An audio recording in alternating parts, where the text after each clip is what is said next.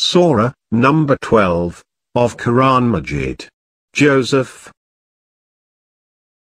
Bismillahir Rahmanir Rahim. In the name of Allah, the All-Beneficent, the All-Merciful. Alif Lam Ra. Tilka ayatul kitabil mubin. Alif, Lam, Ra. These are the signs of the manifest book. Inna anzalnahu Qur'anan Arabiyyan la'allakum ta'qilun. Indeed, we have sent it down as an Arabic Quran so that you may exercise your reason. نحن نقص عليك أحسن القصص بما أوحينا إليك هذا القرآن وإن كنت من قبله لمن الغافلين. We will recount to you the best of narratives in what we have revealed to you of this Quran, and indeed prior to it you were among those who are unaware of it. إذ قال يوسف لأبيه يا أبت إني رأيت 11 كوكبا والشمس والقمر رأيتهم لي ساجدين. When Joseph said to his father, "Father, I saw 11 planets, and the sun and the moon, I saw them prostrating themselves before me." قال يا بني لا تقصص رؤياك على إخوتك فيكيدوا لك كيدا إن الشيطان للإنسان عدو مبين. He said, "My son, do not recount your dream to your brothers, lest they should devise schemes against you. Shaitan is indeed man's manifest enemy." وكذلك يجتبيك ربك ويعلمك من تأويل الأحاديث ويتم نعمته عليك وعلى آل يعقوب كما أتمها على أبويك من قبل إبراهيم وإسحاق إن ربك عليم حكيم.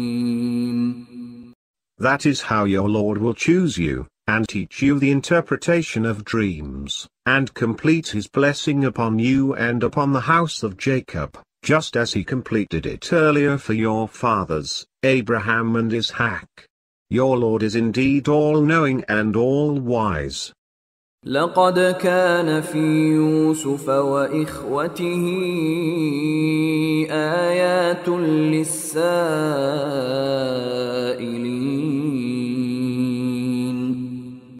In Joseph and his brothers there are certainly signs for the seekers.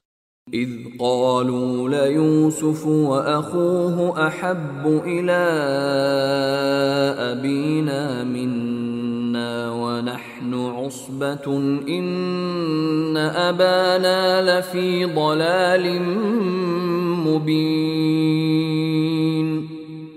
When they said, "Surely Joseph and his brother are dearer to our father than the rest of us, though we are a hardy band. Our father is indeed in manifest error." اقتلوا يوسف أو اطرحوه أرضا يخل لكم وجه أبيكم وتكونوا من بعده قوما صالحين.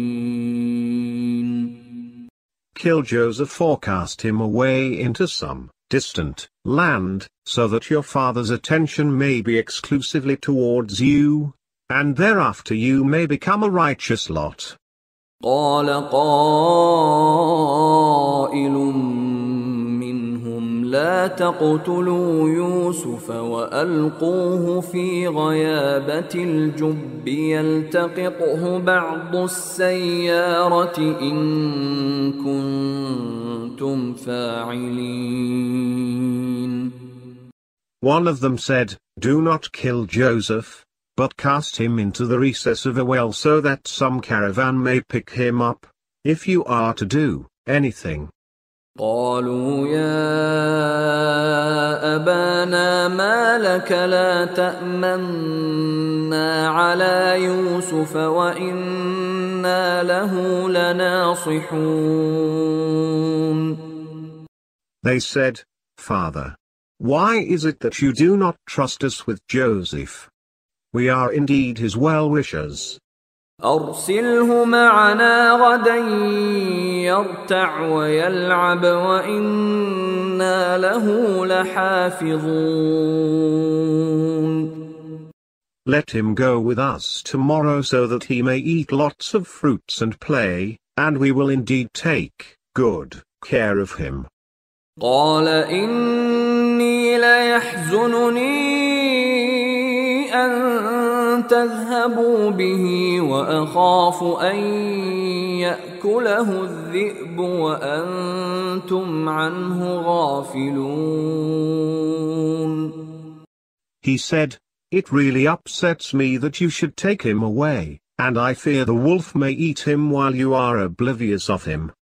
قالوا لئن أكله الذئب ونحن عصبة إنا إذا لخاسرون. They said, "Should the wolf eat him while we are a hardy band, then we will indeed be losers." فلما ذهبوا به وأجمعوا أن يجعلوه في غيابة الجب وأوحينا إليه لتنبئنهم بأمرهم هذا وهم لا يشعرون. So when they took him away and conspired to put him into the recess of a well, we revealed to him, "A day will come when you will surely inform them about this affair of theirs while they are not aware of your identity." وجاءوا أباهم عشاء يبكون. In the evening, they came weeping to their father. قالوا يا أبانا إنا ذهبنا نستبق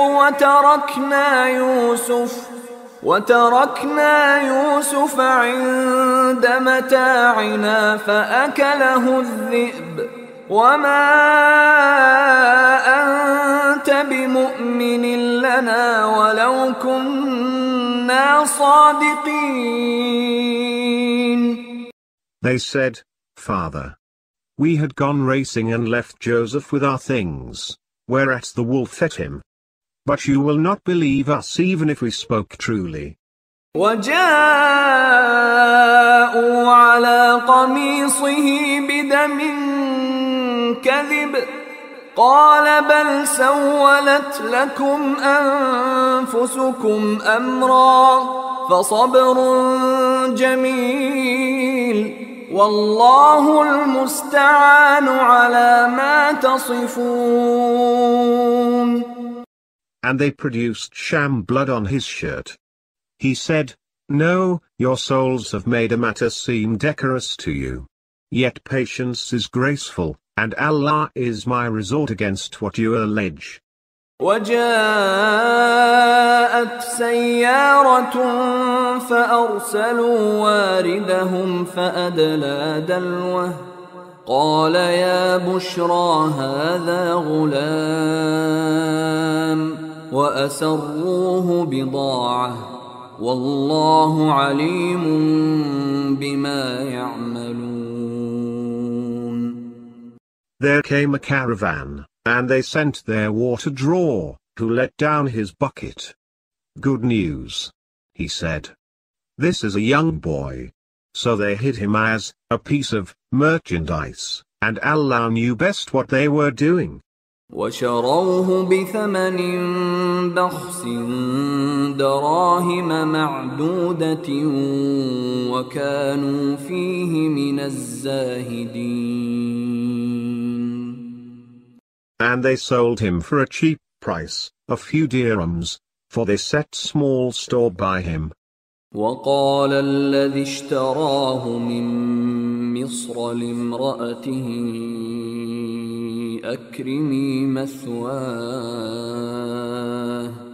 أكرمي مثواه عسى أن ينفعنا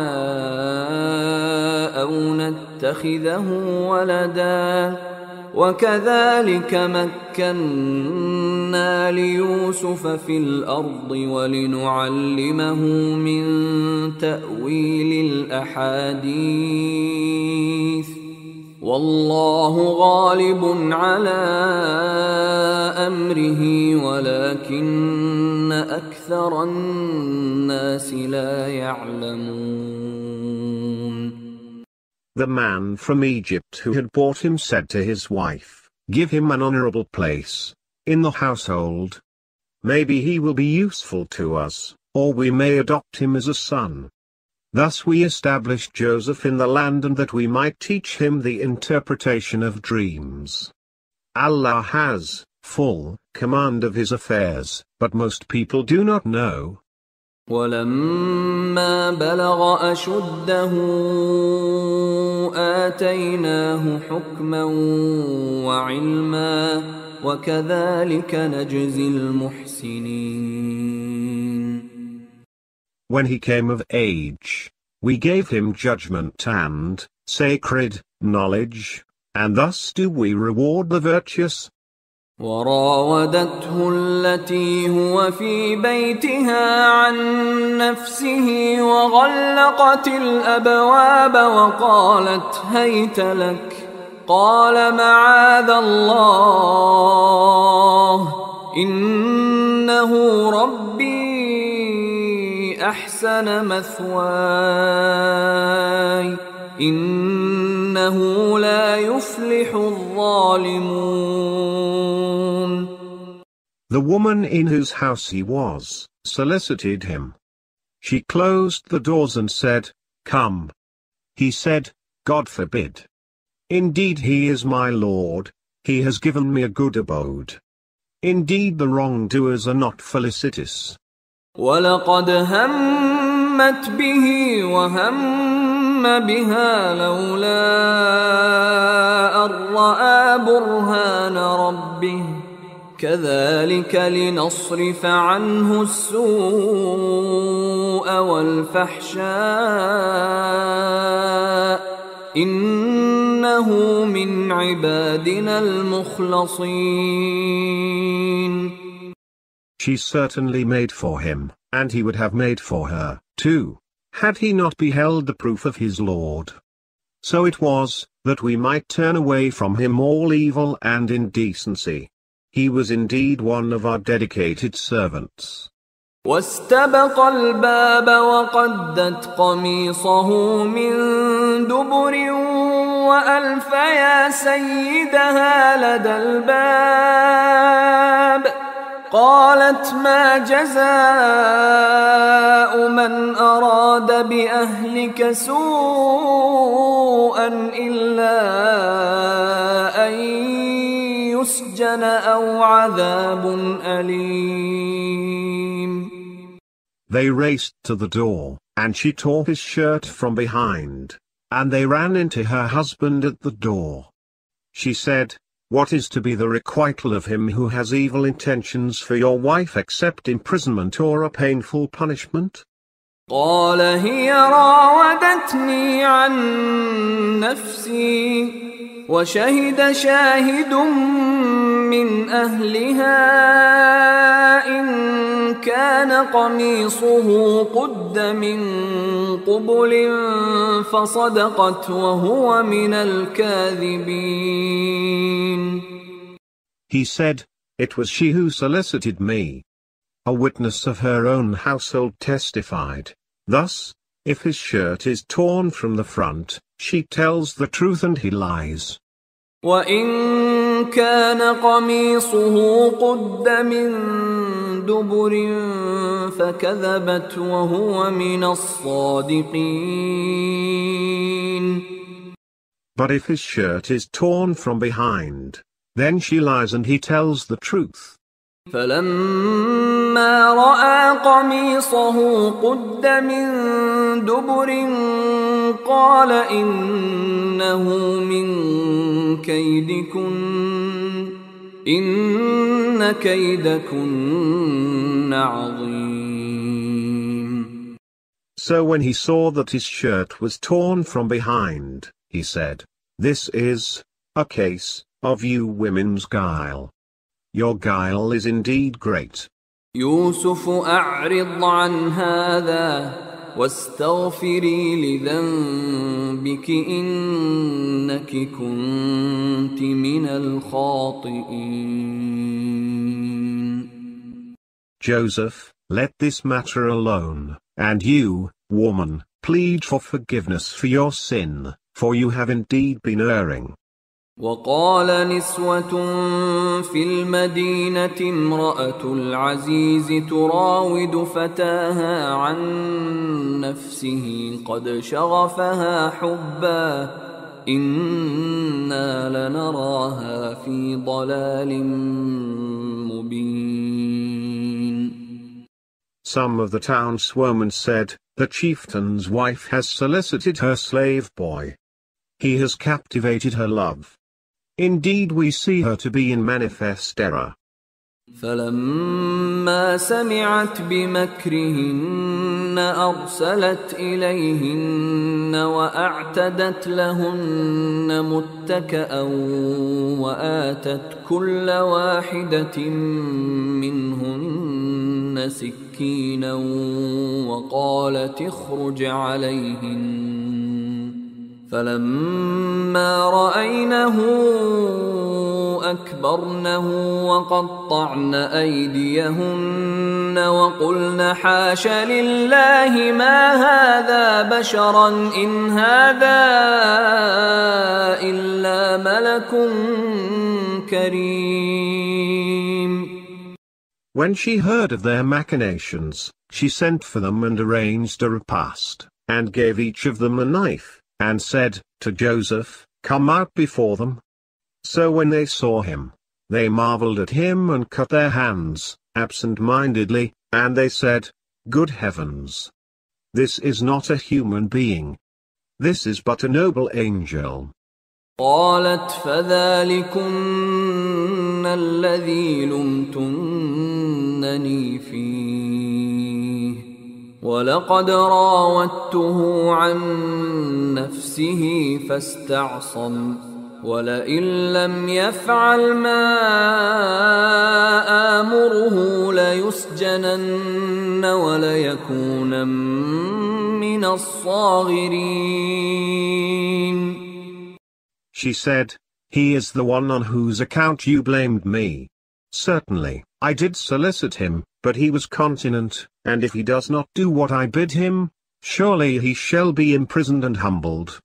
قال رب السجن أحب إلي مما يدعونني إليه وإلا تصرف عني كيدهن أصب إليهن وأكن من الجاهلين.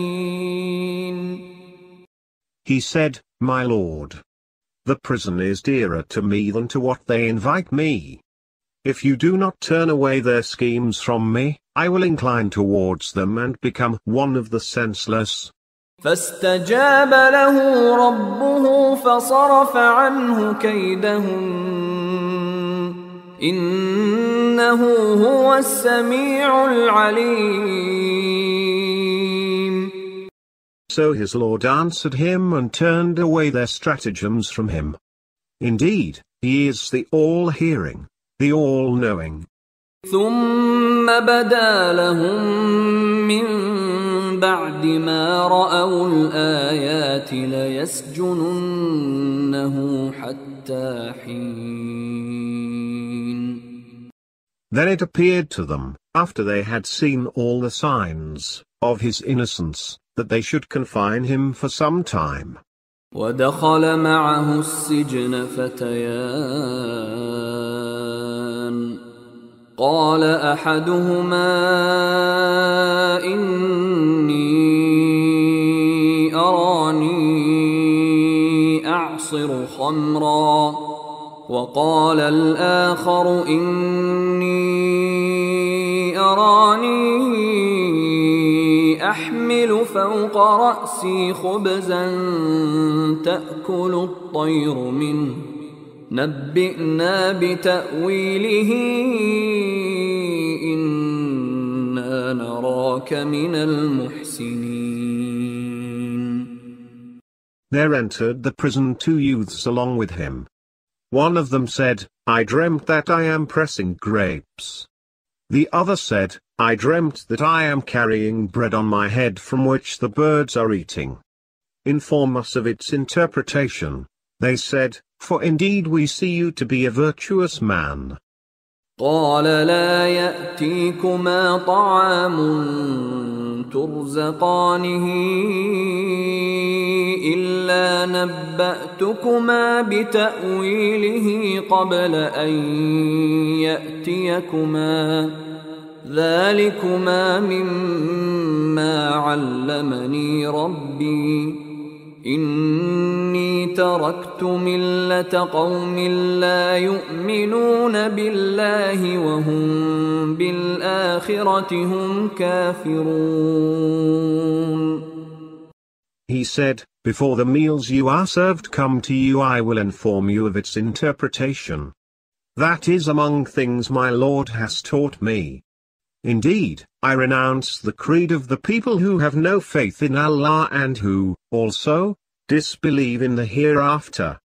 واتبعت ملة آبائي إبراهيم وإسحاق ويعقوب ما كان لنا أن نشرك بالله من شيء ذلك من فضل الله علينا وعلى الناس ولكن أكثر الناس لا يشكرون. I follow the creed of my fathers, Abraham, Ishaq and Jacob. It is not for us to ascribe any partner to Allah. That is by virtue of Allah's grace upon us and upon all mankind, but most people do not give thanks. يا صاحبي السجن أأرباب متفرقون خير أم الله الواحد القهار. O my prison mates! Are different masters better, or Allah, the one, the all-paramount? ما تعبدون من دونه إلا أسماء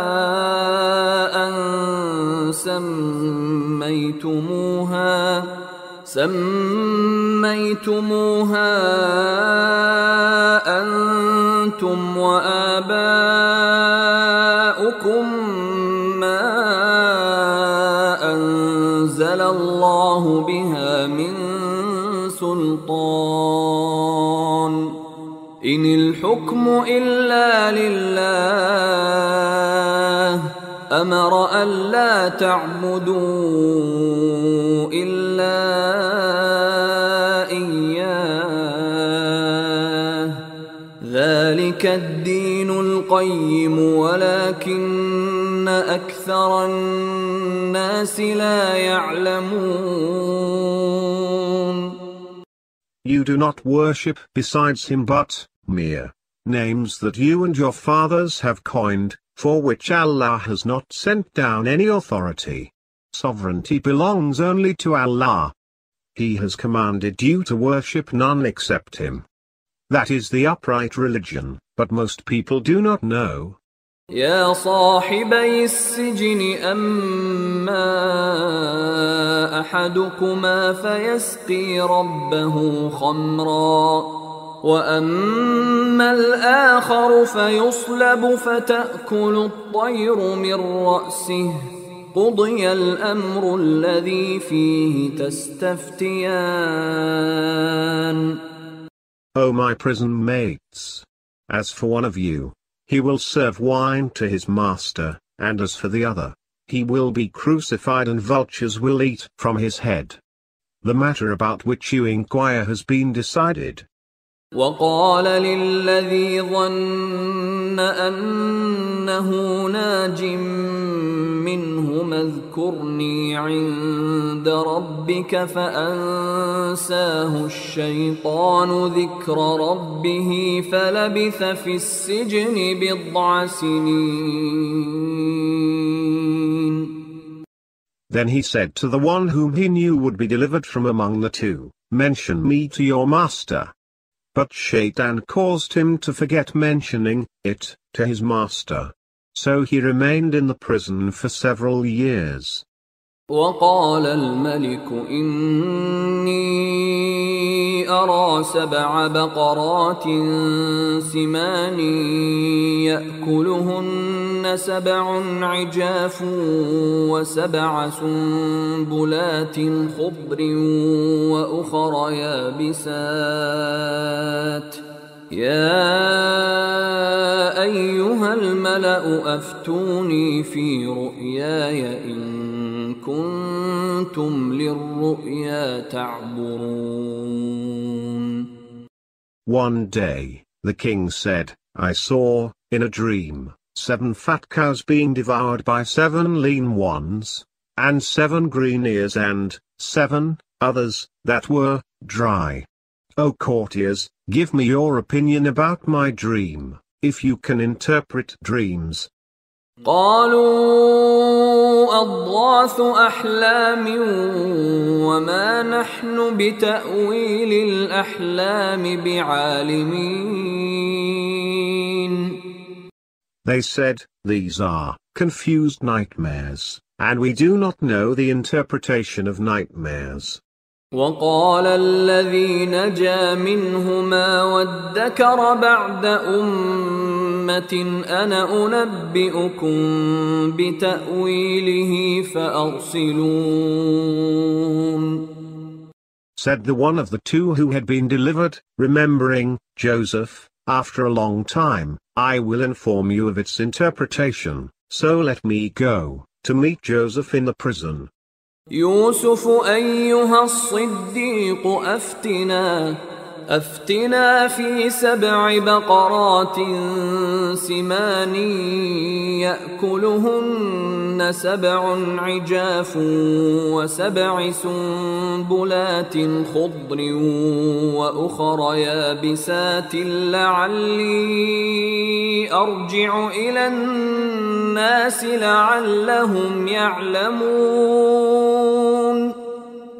Joseph, he said, O truthful one, give us your opinion concerning 7 fat cows who are eaten by 7 lean ones, and 7 green ears and 7 others dry, that I may return to the people so that they may know the truth of the matter. قال تزرعون 7 سنين دأبا فما حصدتم فذروه في سنبله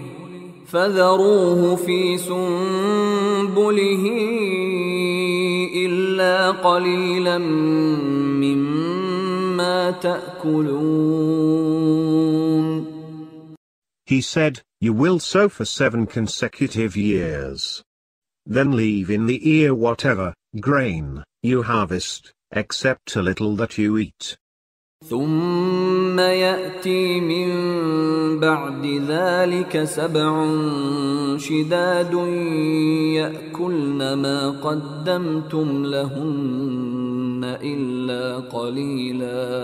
إلا قليلا مما تحصنون.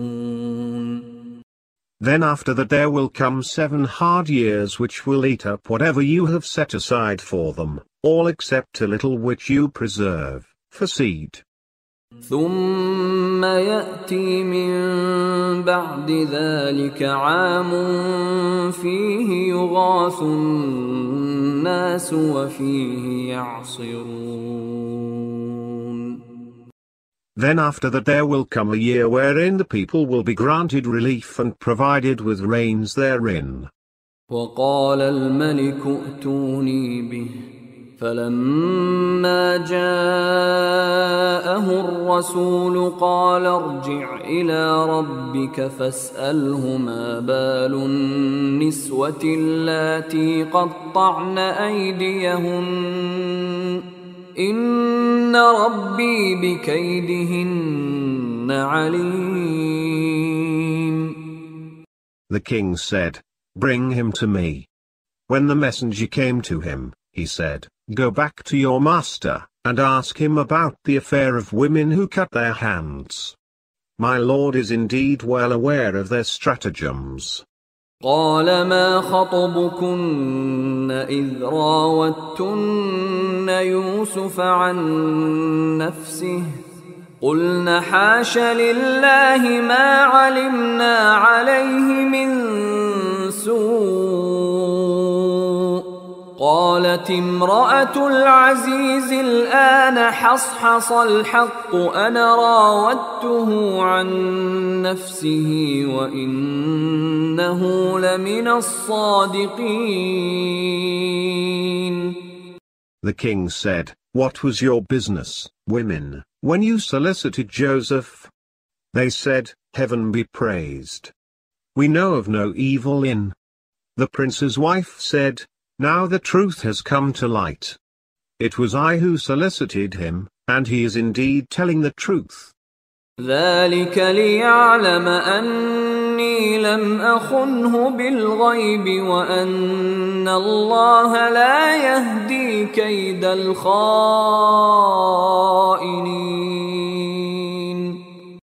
Joseph said, "I initiated this inquiry, that he may know that I did not betray him in his absence, and that Allah does not further the schemes of the treacherous." وما أبرئ نفسي إن النفس لأمارة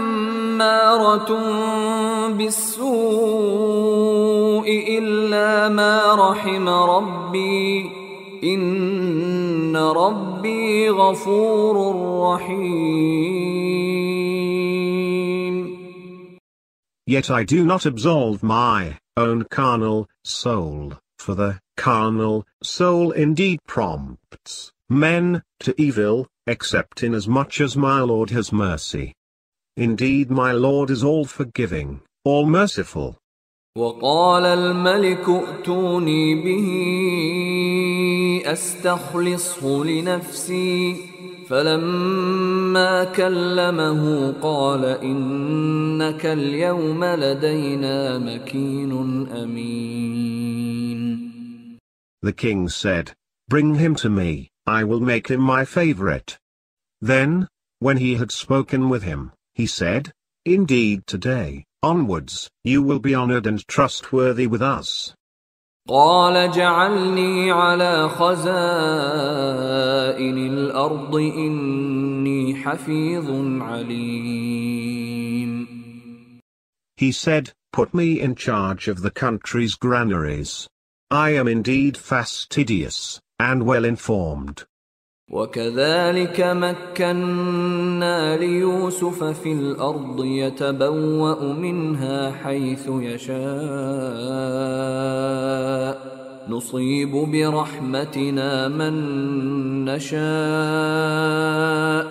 ولا نضيع أجر المحسنين. That is how we established Joseph in the land that he may settle in it wherever he wished. We confer our mercy on whomever we wish, and we do not waste the reward of the virtuous. وَلَأَجْرُ الْآخِرَةِ خَيْرٌ لِلَّذِينَ آمَنُوا وَكَانُوا يَتَّقُونَ. and the reward of the hereafter is surely better for those who have faith and are God-weary. وجاء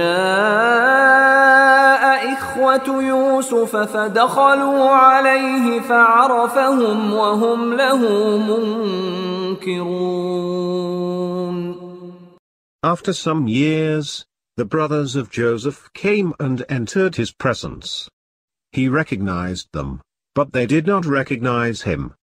ولما جهزهم بجهازهم قال ائتوني بأخ لكم من أبيكم ألا ترون أني أوفي الكيل وأنا خير المنزلين.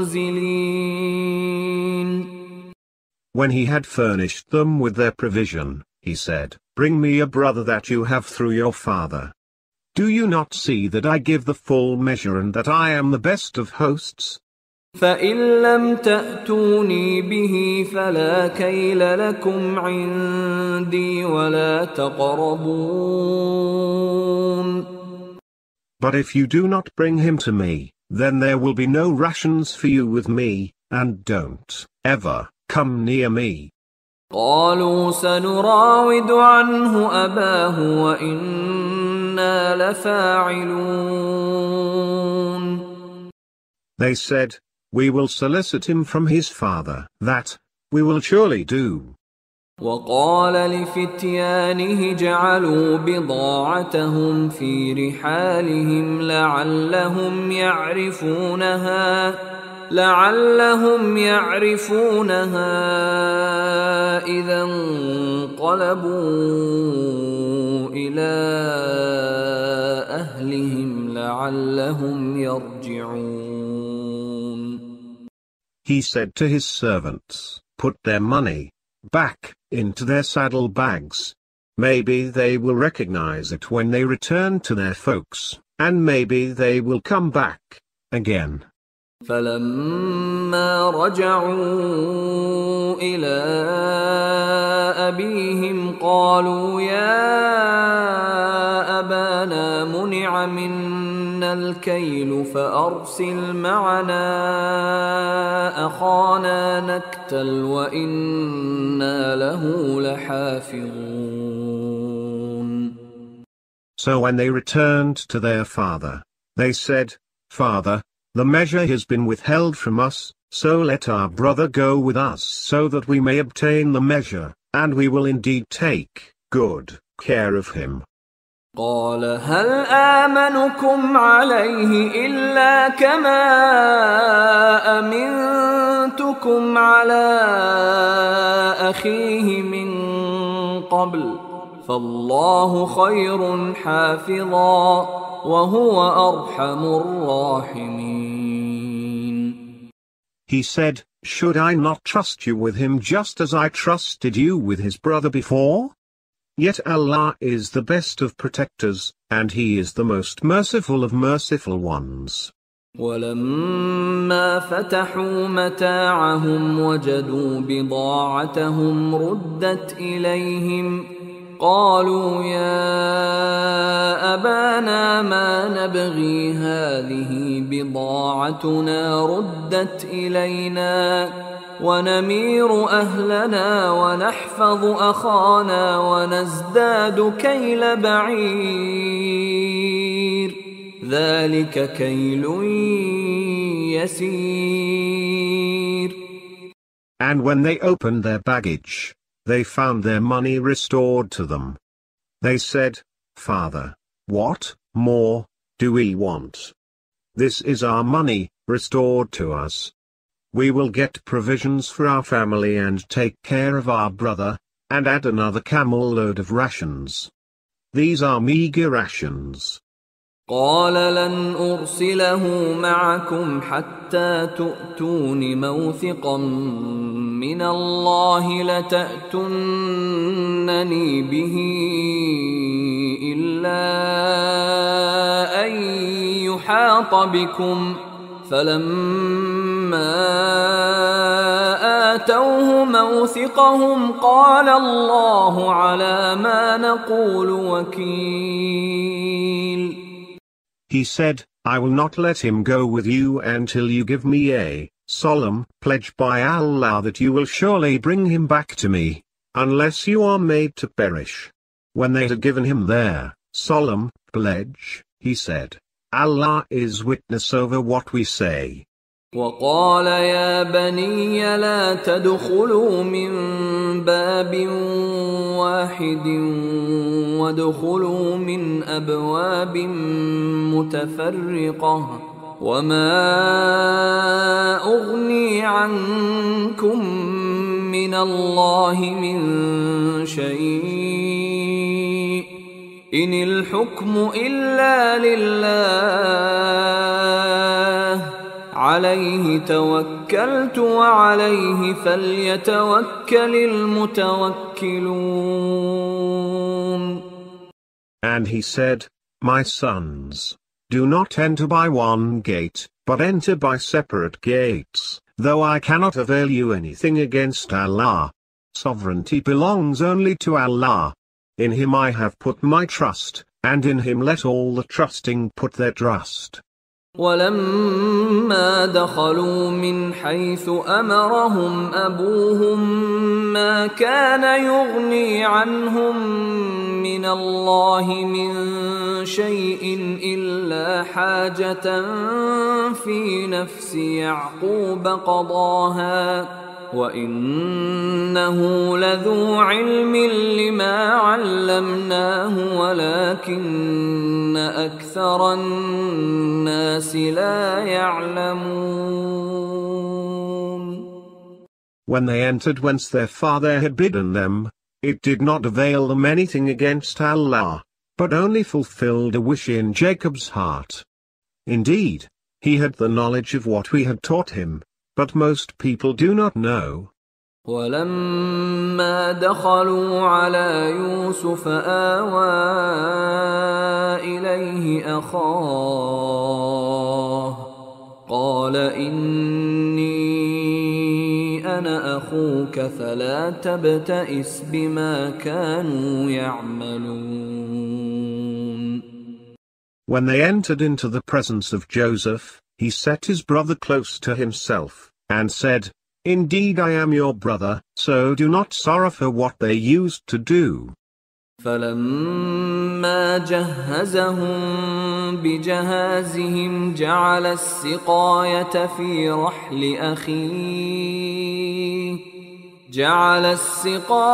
في رحل أخيه ثم أذن مؤذن أيتها العير إنكم لسارقون.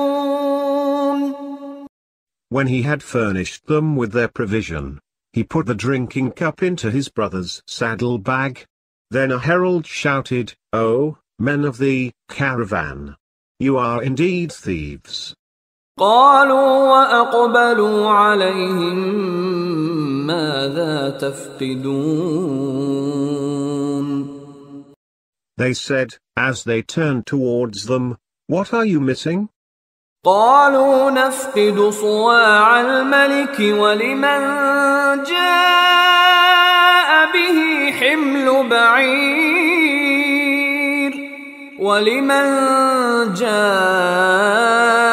به حمل بعير وأنا به زعيم. They said, We miss the king's goblet. Whoever brings it shall have a camel load of grain, said the steward, I will guarantee that. قالوا تالله لقد علمتم ما جئنا لنفسد في الأرض وما كنا سارقين. They said, By Allah! You certainly know that we did not come to make trouble in this country, and we are not thieves. قالوا فما جزاؤه إن كنتم كاذبين. They said, What shall be its requital if you prove to be lying? قالوا جزاؤه من وجد في رحله فهو جزاؤه كذلك نجزي الظالمين. They said, the requital for it shall be that he in whose saddlebag it is found shall give himself over as its requital. Thus do we requite the wrongdoers. فبدأ بأوعيتهم قبل وعاء أخيه ثم استخرجها من وعاء أخيه كذلك كدنا ليوسف ما كان ليأخذ أخاه في دين الملك إلا أن يشاء الله نرفع درجات من نشاء وفوق كل ذي علم عليم. Then he began with their sacks, before opening his brother's sack. Then he took it out from his brother's sack. Thus did we devise for Joseph's sake. He could not have held his brother under the king's law unless Allah willed otherwise. We raise in rank whomever we please, and above every man of knowledge is one who knows best.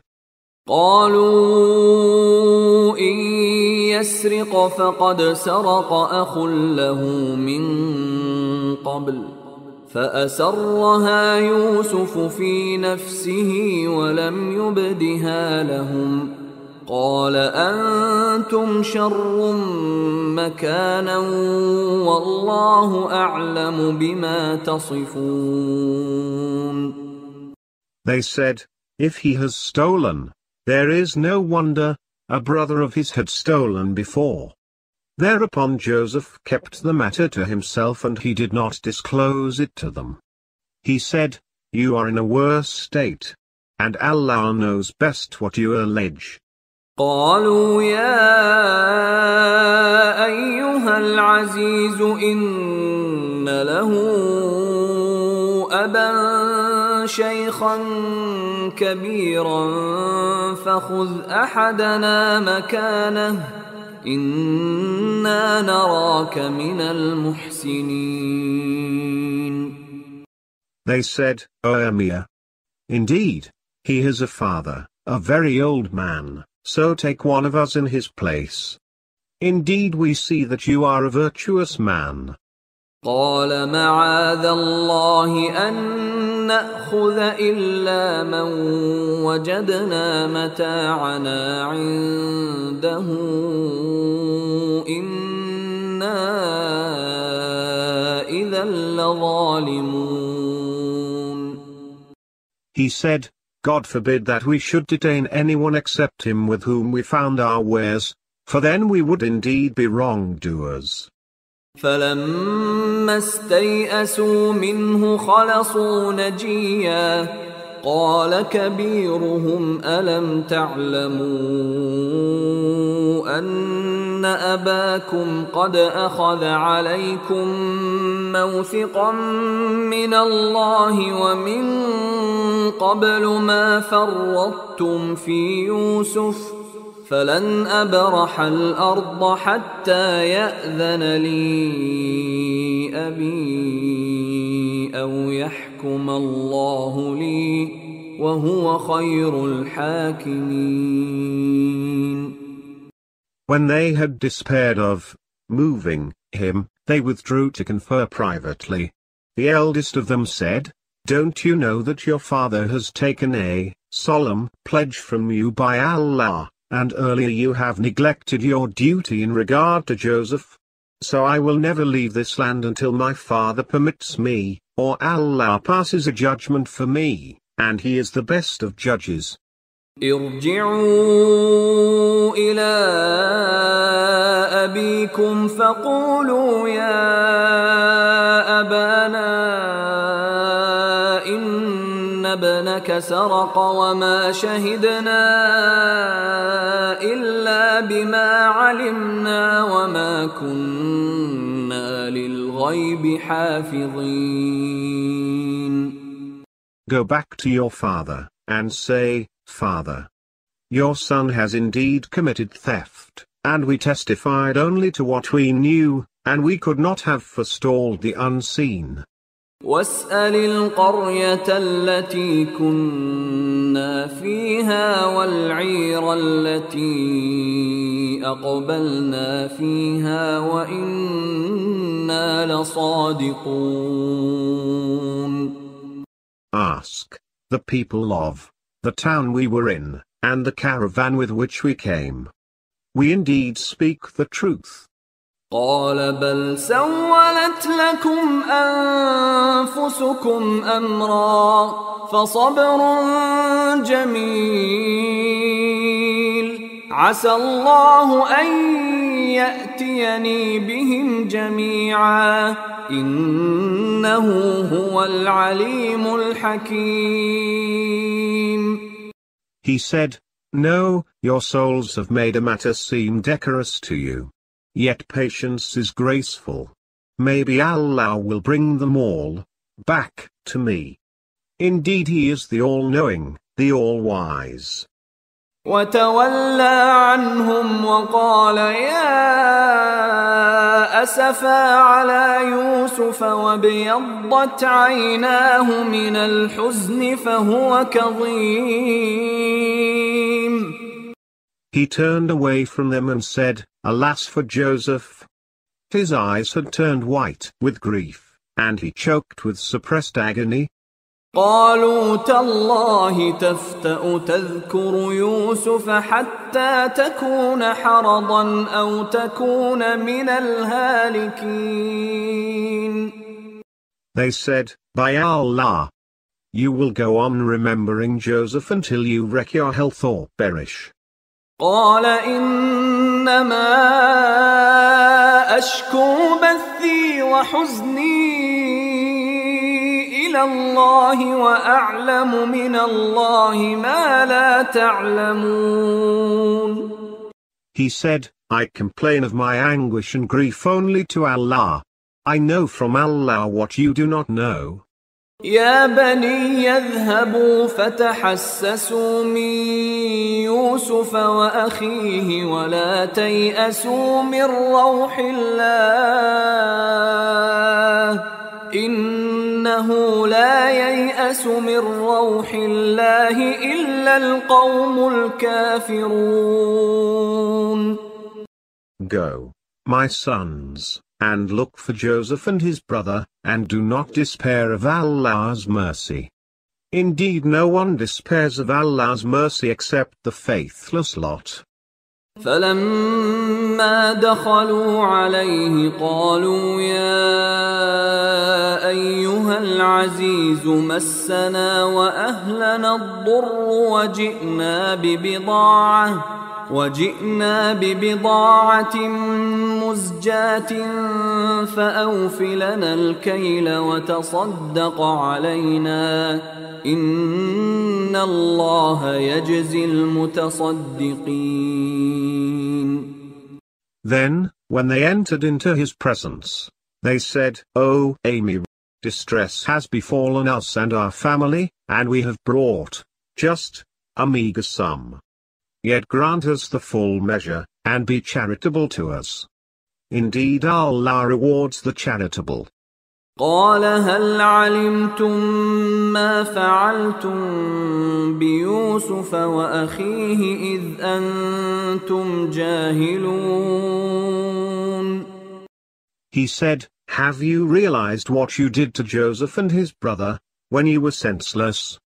قالوا أئنك لأنت يوسف قال أنا يوسف وهذا أخي قد من الله علينا إنه من يتق ويصبر فإن الله لا يضيع أجر المحسنين. They said, Are you really Joseph? He said, I am Joseph, and this is my brother. Certainly Allah has shown us favor. Indeed, if one is God-weary and patient, Allah does not waste the reward of the virtuous. قالوا تالله لقد آثرك الله علينا وإن كنا لخاطئين. They said, by Allah, Allah has certainly preferred you over us, and we have indeed been erring. قال لا تثريب عليكم اليوم يغفر الله لكم وهو أرحم الراحمين. He said, there shall be no reproach on you today. Allah will forgive you, and He is the most merciful of the merciful. اذهبوا بقميصي هذا فألقوه على وجه أبي يأت بصيرا وأتوني بأهلكم أجمعين. Take this shirt of mine, and cast it upon my father's face. He will regain his sight, and bring me all your folks. ولما فصلت العير قال أبوهم إني لأجد ريح يوسف لولا أن تفندون. As the caravan set off, their father said, I sense the scent of Joseph, if you will not consider me a dotard. قالوا تالله إنك لفي ضلالك القديم. They said, by God, you persist in your inveterate error. فلما أن جاء البشير ألقاه على وجهه فارتد بصيرا قال ألم أقل لكم إني أعلم من الله ما لا تعلمون. When the bearer of good news arrived, he cast it on his face, and he regained his sight. He said, did I not tell you, I know from Allah what you do not know? قالوا يا أبانا استغفر لنا ذنوبنا إنا كنا خاطئين. They said, Father, plead with Allah for forgiveness of our sins. We have indeed been erring. قال سوف أستغفر لكم ربي إنه هو الغفور الرحيم. He said, I shall plead with my Lord to forgive you. Indeed He is the all-forgiving, the all-merciful. فلما دخلوا على يوسف آوى إليه أبويه وقال ادخلوا مصر إن شاء الله آمنين. When they entered into the presence of Joseph, he set his parents close to himself, and said, welcome to Egypt, in safety, God willing. ورفع أبويه على العرش وخروا له سجدا وقال يا أبت هذا تأويل رؤياي من قبل قد جعلها ربي حقا وقد أحسن بي إذ أخرجني من السجن وجاء بكم من البدو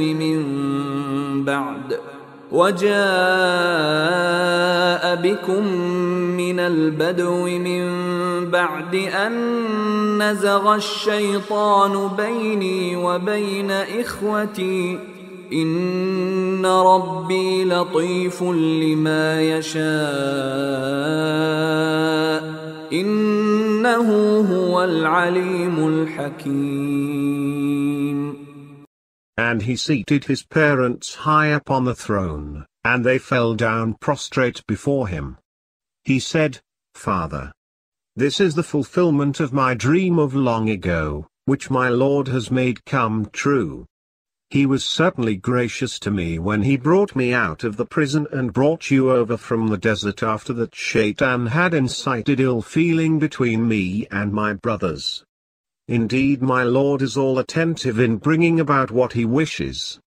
Indeed, he is the all-knowing, the all-wise.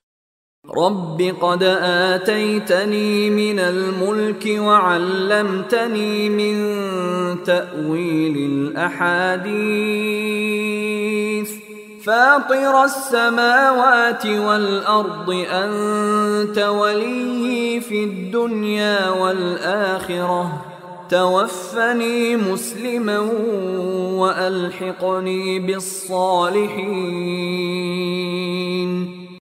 My Lord, you have granted me a share in the kingdom, and taught me the interpretation of dreams. Originator of the heavens and earth.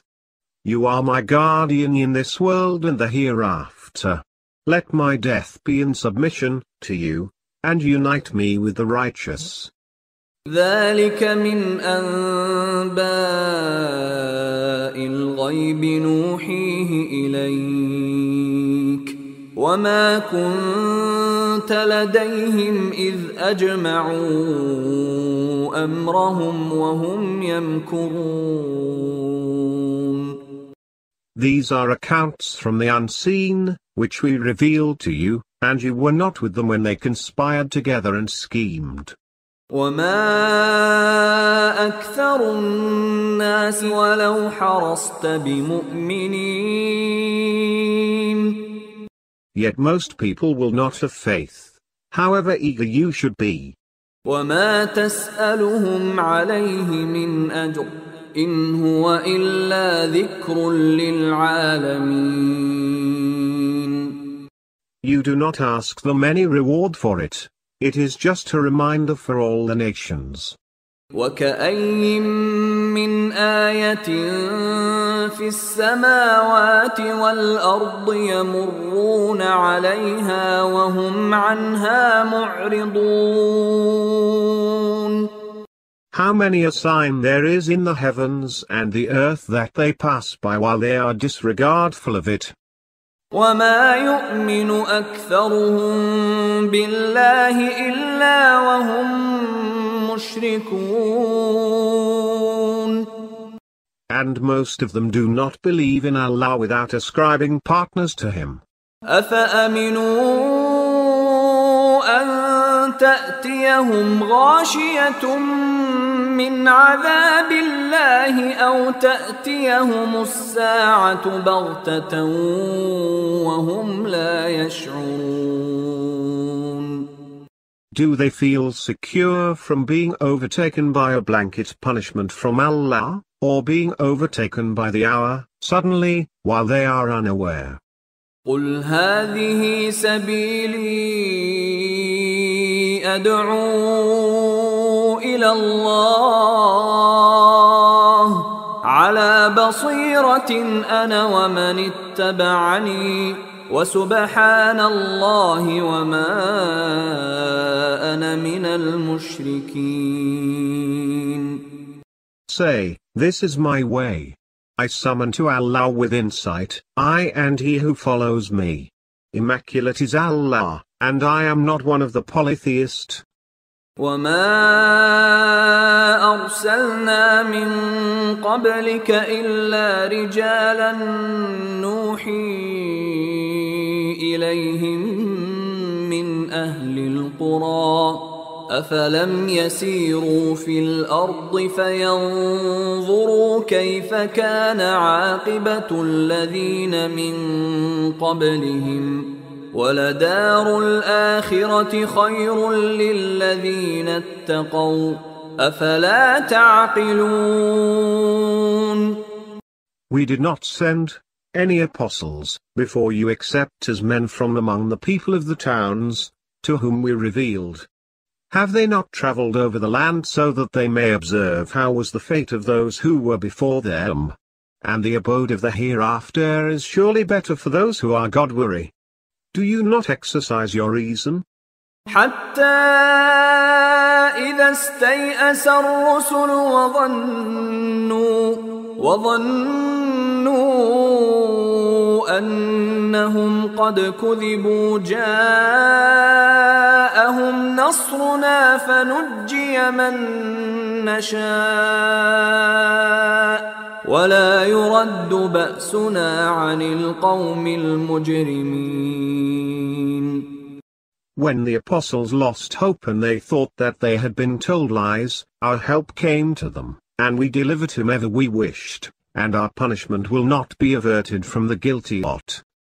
لقد كان في قصصهم عبرة لأولي الألباب ما كان حديثا يفترى ولكن تصديق الذي بين يديه وتفصيل كل شيء وهدى ورحمة لقوم يؤمنون. There is certainly a moral in their accounts for those who possess intellect.